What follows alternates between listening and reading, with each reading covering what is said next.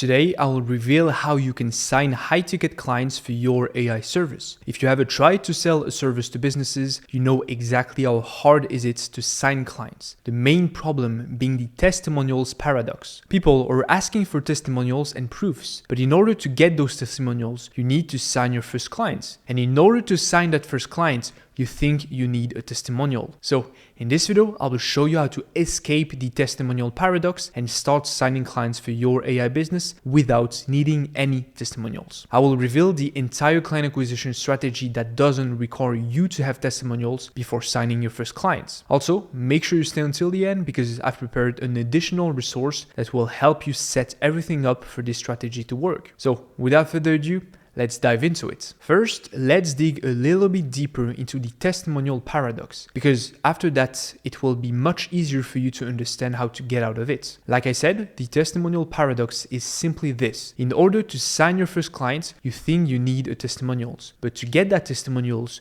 you need to sign your first clients. It's an endless loop, and as a beginner, it's really hard to break out of. I've been stuck inside this paradox myself, and my first instinct was to learn more AI tools, more complex AI systems, thinking that if I just got good enough, clients would come. But at the end of the day, I was still stuck at 0 clients. Not because of my skills, but because I never solved the real problem. So I started thinking differently. I asked myself, why do I actually need testimonials? The answer was pretty simple. A testimonial was proof for potential clients that I could bring real results. But honestly, since I was a beginner, it was also confidence boost for myself, a confirmation that I could actually help someone. Then, after learning more about marketing and sales, I realized something important. Since the reason I thought I needed testimonials was to prove to clients that I could help them before they paid me, I just needed to find another way to do that. But before I reveal the strategy, there's one concept you need to understand as a service provider: the position of power. In any client acquisition situation, the power is either in your hands or in your client's hands. When you cold call or cold email a business, they have 100% of the power. They decide whether to open the email, they decide whether to take the call. You're essentially asking them to give you their time and attention, and that puts your perceived value close to 0, even before you even said a word. Even if you genuinely help the client 10x the revenue, if you cold email someone saying,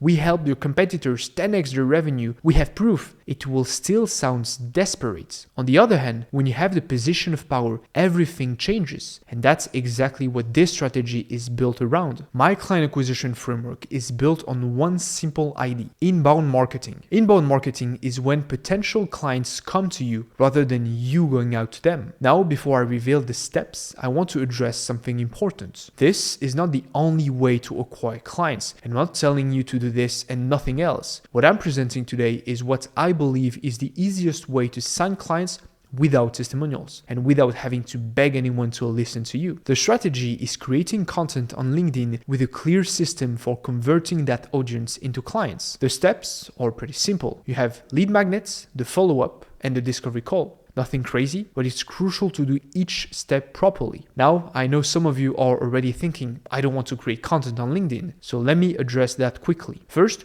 creating content doesn't mean showing your face on every post. It can be really simple content. Second, if you want to sign clients without testimonials, people need to trust you. And it's really hard for someone to trust you if they've never seen you, never heard you talk about your subject, never got any value from you. And look, starting a business is hard. You need to take risks and get out of your comfort zone. If you're not willing to do that, someone who is will simply outperform you. That's just a reality. But anyway, let's break down each step. The first step is lead magnets. A lead magnet is a free resource you give to potential clients in exchange for something. Usually their contact info, or in this case, a simple action. On most websites, lead magnets come with friction. Enter your email, give your phone number. Personally, I don't love that, but on LinkedIn it works differently. You're not asking for their information, you're waiting for them to take the first step toward you. The idea is simple. Post something valuable for people in your niche and invite them to comment a keyword to receive an additional free resource. For example, if your ideal client is law firms, you could post something like, "I found 5 AI automation that any law firm should implement right now. I made a document breaking down exactly what each one does. Comment, automate, and I will send it to you." Or another example is, I made a walkthrough of new AI tool that helps law firms manage invoice faster. Comments tool, and I will send it to you. Now, why does this give you the position of power? Because people come to you.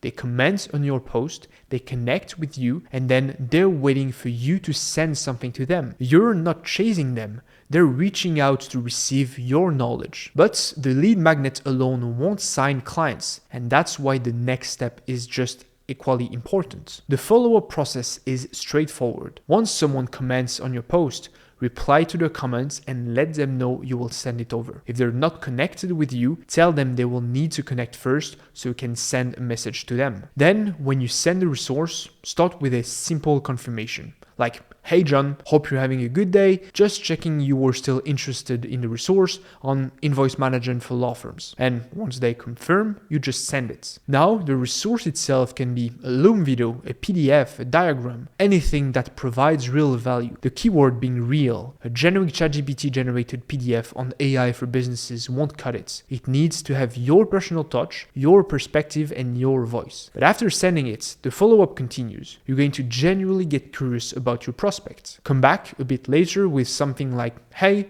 hope you found the resource useful. Out of curiosity, how do you currently handle invoice management? The follow-up question should always be connected to the resource. If the resource was about invoice management, dig deeper into that. Don't suddenly pivot to asking about their marketing budgets. From there, you're having a real conversation, and that conversation serves two purposes. One, understand your prospect's pain points and connect them to what you offer. And two, naturally move them toward a discovery call. I'm actually going to go way deeper into the follow-up process inside the free resource at the end of this video, including example questions you can use and key ones like, have you worked with any AI service providers before? But for now, let's move on to the discovery call. The discovery call is the most complex step. It requires sales knowledge and a good balance between presenting your services and generally trying to understand your clients. In short, the goal of the discovery call is to learn even more about your client situation and naturally link to their problems to what you offer, framing your service as the solution. Once again, I will cover this in much more depth inside the resource since it can be more complex quickly. But the most important thing to understand about this call is how you're going to close without testimonials. The answer is a free audit. If you don't know what an audit is, I've made a full video on the subject and the link is in the description. But here's the key.